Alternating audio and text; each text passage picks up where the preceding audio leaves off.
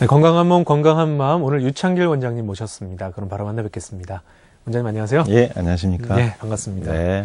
자, 지난 시간에 이 류마티스 질환의 새로운 이 치료법이죠. 생물학적 제재에 대해서 알아봤는데 네. 오늘도 그것에 관한 두 번째 시간을 가져보겠습니다. 자, 오늘 말씀해 주실 주제는 어떤 건가요? 네. 이제 지난 시간에는 생물학적 제재, 최근 류마티스 치료에 있어서 최신 치료법으로 대두되고 있는 치료법이죠. 그 부작용과 이제 주의해야 될 점에 대해서 말씀을 드렸습니다. 네. 오늘 말씀드릴 주제는 이 생물학적 주사 제재, 새로운 신약인 생물학적 주사 제재로 류마티스를 치료를 받다가 부작용이 발생한 강직성 척추염 환자분의 치료 사례 얘기입니다. 강직성 척추염도 류마티스 질환에 속하는 네. 질환 중에 하나인데요. 생물학적 제재의 주요한 부작용 중 하나가 폐에 결핵이 발생하거나 암이 발생한 거라고 말씀드렸습니다. 근데 오늘 말씀드릴 환자분도 안 됐지만 공교롭게도 생물학적 제재로 주사 치료를 받다가 폐에 종양이 발생해서 종양 절제술을 받고 나서 한 방으로 내원하신 겁니다. 네, 이 생물학적 제재의 부작용이 실제로 발생한 환자가 계시군요. 네네. 네, 그럼 오늘 말씀해 주실 강직성 척추염 환자분의 치료 사례를 좀 들어보겠습니다. 네. 오늘 말씀드릴 이제 치료 사례는 강직성 척추염으로 고생하시던 48세 여자 환자분입니다. 이분이 학교에서 교편을 잡고 계신 선생님이신데 2010년 3월 11일에 이제 본원에 한방치료차 처음 내원을 하셨습니다.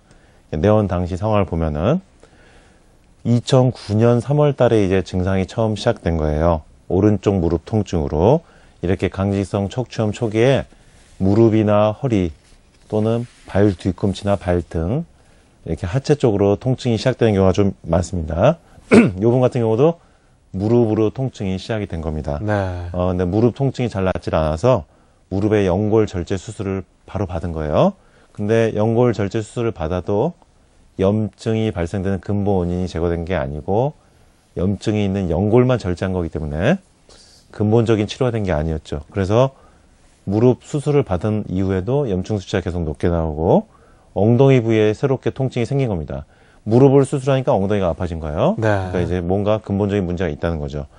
2009년 6월 달에 그래서 류마티스 내과가 있는 대학병원에 가서 진찰을 받고 검사를 한 결과 강직성 척추염이라는 진단을 이제 받게 되는 거예요.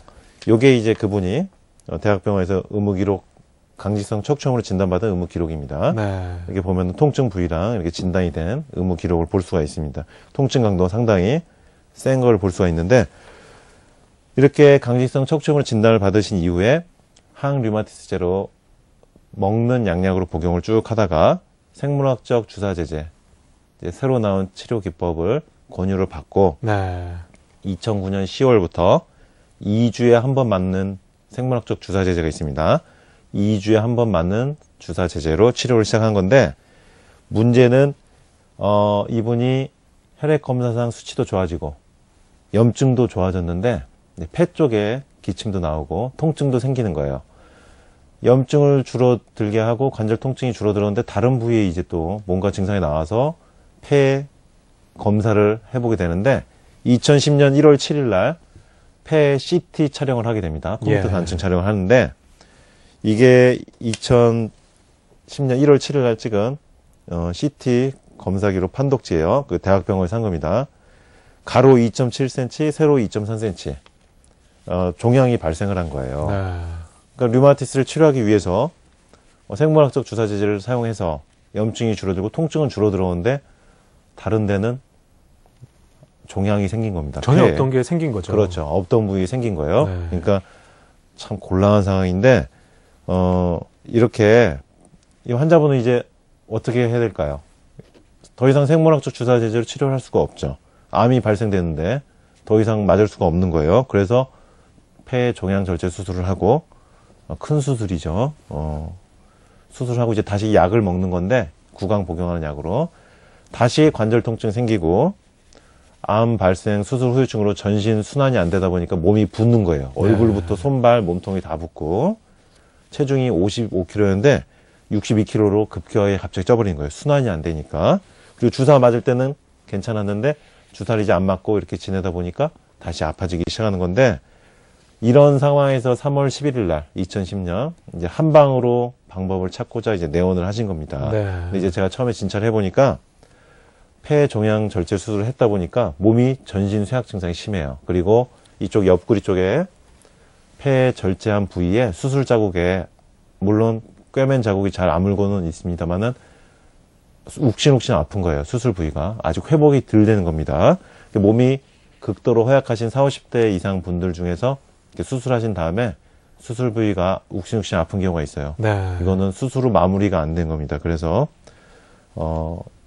수술 후 마무리를 해주는 전신 체력을 보강해주는 한약을 일단 복용을 시키고 동시에 이제 턱관절 균형 장치를 착용을 시킨 겁니다. 턱관절 균형 장치를 착용시키면은 경추 1, 2번이 제 위치로 가면서 전신 척추가 정렬이 됩니다. 그래서 전신 척추에 염증이 생기는 강직성 척추염 치료에 있어서 턱관절 장치 치료가 반드시 필요한 거예요. 네. 그래서 부항요법과 침요법, 그리고 경추교정, 척추교정, 골반하고 두개골까지 교정해주면서 CST 요법이라고 하는 두개골 교정까지 해주면서 전신적인 치료를 해준 거예요. 한약을 복용하면서 기능적인 부분을 도와주고 그다음에 전체적인 구조를 잡아주는 겁니다. 네. 턱관절 치료를 포함해서요. 이렇게 해나가니까 폐 종양 수술 이후에 후유증이 제거가 되면서 수술 부위 욱신거리던 게 덜해지고 그리고 관절 통증이 조금씩 줄어들기 시작하는 겁니다. 그렇게 하면서 점차 면역력 조절해주는 단계를 올린 한약 처방으로 바꾸고 계속 교정 치료를 해나가니까 점점 좋아지는 거예요. 생물학적 주사 제제를 맞아야만 류마티스 관절 통증이 줄고 혈액 검사상 염증 수치가 정상으로 유지되던 분이 양약을 복용하지 않고 주사제를 맞지 않고도 이렇게 한약 복용과 우리 몸의 구조를 바르게 해주기만 해도 우리 몸 스스로의 힘으로 나아가는 겁니다. 네. 물론 음식 절제하게 하고요. 기름진 음식, 단 음식, 인스턴트 음식 절제하게 하고 습관이었던 새벽 늦게까지 잠 안 자던 습관, 일찍 자고 일찍 일어나는 습관으로 바꾸겠습니다. 그리고 하루에 30분씩 걷는 운동 시키고 스트레칭도 함께 한 거예요. 이렇게 하니까 우리 몸이 조금씩 살아나는 겁니다. 그래서 자연 치유력으로 낫는 건데 이분이 바로 얼마 전입니다. 이제 작년인데 2010년 12월이죠. 본인이 다니시던 대학병원 강기성 척추염을 진료해 주시던 류마티스 내과 선생님한테 사실상 완치 상태라는 판정을 받고 네. 기쁜 얼굴로 오셔가지고 저도 참 기뻐했었는데 얼마 네. 전입니다. 바로 지난달 얘기예요. 그러네요. 이분이 그래도 교편을 잡고 계셔가지고 학교를 1년 이상 쉬고 계셨었어요. 휴직을. 근데 이분이 완치돼서 학교 교직 생활을 정상적으로 할 수 있다는 진단서를 발급받고 학교에 제출하고 다음 달 2월이죠. 2011년 2월부터 복직하시기로 한 상태입니다. 네. 완치가 된 겁니다. 그래서 오늘 같은 이제 사례를 보면은 단순히 염증 수치를 떨어뜨리고 진통시킨 게 중요한 게 아니고 몸을 살려내야 된다는 거예요. 우리 몸 스스로의 힘으로.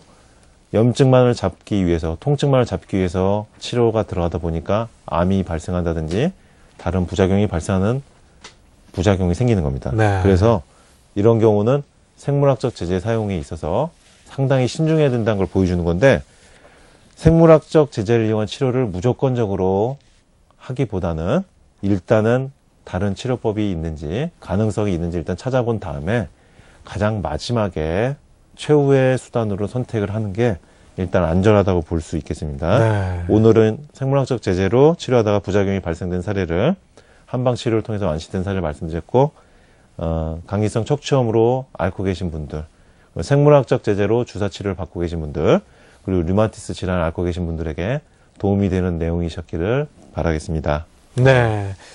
자, 오늘 생물학적 체제 그 두 번째 시간 원장님과 함께 알아봤습니다. 자, 많은 분들에게 희망이 되고 또 도움이 됐기를 바랍니다.